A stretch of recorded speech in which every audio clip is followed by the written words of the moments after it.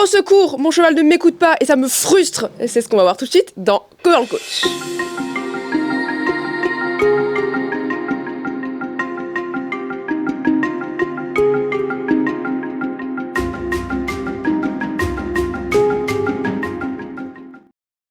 Hello, moi c'est Cécilia et je t'accompagne à identifier la cause profonde de tes soucis avec ton cheval pour créer enfin la relation de partenariat dont tu rêves. Donc si ce genre de sujet t'intéresse, abonne-toi à la chaîne YouTube pour ne rien rater, tu cliques sur s'abonner en dessous de la vidéo et tu cliques sur la cloche également. Excuse-moi si tu entends des vaches en arrière-plan, il y en a une qui pète un câble, voilà.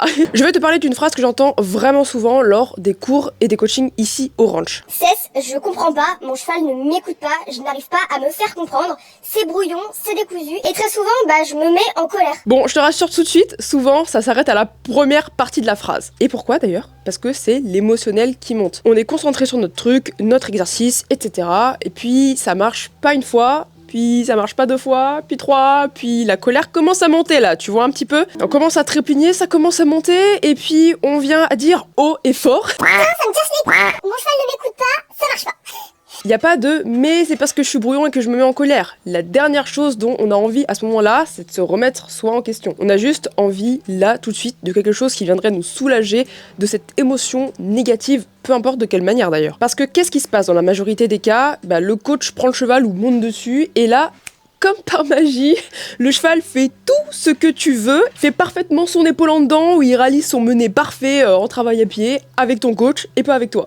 Et ça, c'est quelque chose qui me faisait monter en colère avant, c'était un truc de ouf. Et en plus, je te dis pas, quand c'est ta propre mère, ta coach, c'est encore pire, crois-moi. Parce que ça vient réveiller une vieille croyance chez nous, je ne suis pas à la hauteur, je ne suis pas assez. Et quand on se sent pas assez, on n'est pas très clair dans notre langage corporel et c'est pour ça qu'on est brouillon. Comme on est brouillon, notre cheval ne comprend rien et ça nous met en colère et le coach prend notre cheval et nous montre qu'il n'a aucun problème, donc on culpabilise et la boucle est bouclée. Et on s'est installé dans un schéma vicieux sans s'en rendre compte. Bon, on va casser ça, parce que là, c'est un peu la merde. Qu'est-ce que t'en penses? Premièrement, tu vas identifier la cause de ce sentiment de ne pas te sentir assez.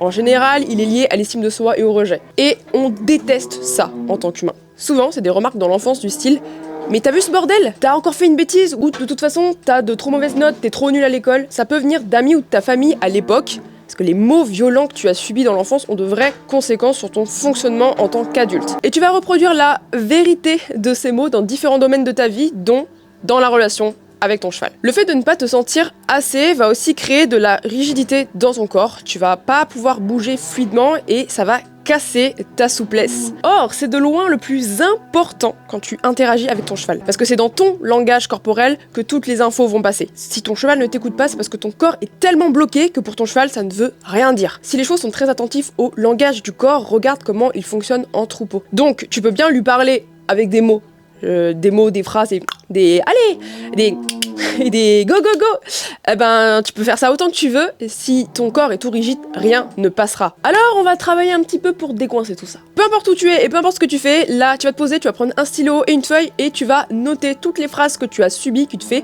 sentir comme un moins que rien ou une moins que rien, même encore aujourd'hui en tant qu'adulte. Bon, en vrai, pose-toi même une petite heure avec de la musique parce que tu dois pas négliger cette phase-là. Ne saute surtout pas cette étape. Après, en vrai, c'est ton problème. Soit t'es acteur de ta vie, soit tu subiras encore tes traumas en rejetant la faute sur ton pauvre cheval. Ensuite, en face de chaque phrase, tu vas écrire « Est-ce que c'est vraiment la vérité ?» Genre, est-ce que j'étais vraiment nulle à l'école? Ou est-ce que cette personne avait vraiment raison? Bon, en général, la réponse tu l'as, mais c'est important de la poser sur le papier. Fais-le. Et pour finir, tous les soirs, pendant un mois, tu vas écrire ce que tu as réussi à faire avec ton cheval. Ça peut être « J'ai réussi à apprendre à mon jeune à donner les pieds, je suis trop forte, j'ai trop géré. » Ou alors « J'ai gagné cette compétition, je suis trop forte, je suis trop contente. » Ça, c'est pour remettre de la conscience sur le fait que si tu es assez et tu es à la hauteur de ton cheval. Tiens, tu veux l'autorisation? Je te la donne. Je te donne l'autorisation d'être le leader de ton cheval. Voilà, tiens, prends. Programme ce petit moment journaling dans ton agenda tout de suite, sinon tu vas jamais le faire. Si tu as bien fait les exercices correctement, au fil des semaines, tu constateras, par magie, que ton corps se débloque tout seul. Genre, plus besoin de te forcer à avoir les épaules en arrière comme ça, avec un balai qui passe dans ton dos. Mais qui fait encore ça d'ailleurs? What the fuck? Retiens pour toujours ça. Ton corps se bloque à cause de tes croyances. S'il y a une partie de ton corps qui ne fonctionne pas bien avec ton cheval, n'hésite pas à aller regarder la symbolique émotionnelle. Il y a des livres, comme par exemple ceux de Lise Bourbeau, qui sont super intéressants pour ça et qui va te donner des indices pour travailler toi de ton côté et aller chercher un petit peu au niveau de ce côté émotionnel, symbolique émotionnel. Si tu veux continuer de travailler sur toi et surtout te reconnecter à toi-même pour améliorer le quotidien avec ton cheval, eh ben n'hésite pas à me le dire en commentaire. Et même si t'as du mal à réaliser cet exercice-là, parce que je sais que ça peut peut-être être compliqué d'aller creuser, bah n'hésite pas aussi à le mettre en commentaire et je viendrai à ton secours. Et surtout, par pitié, surtout, partage cette vidéo à quelqu'un qui en a besoin. On connaît tous quelqu'un qui est hyper frustré et qui se met en colère avec son cheval, alors partage-lui tout de suite. N'oublie pas de t'abonner à la chaîne et de laisser un petit like pour me soutenir. Prends soin de toi surtout et de ton cheval. Et moi je te dis à la prochaine. Ciao ciao.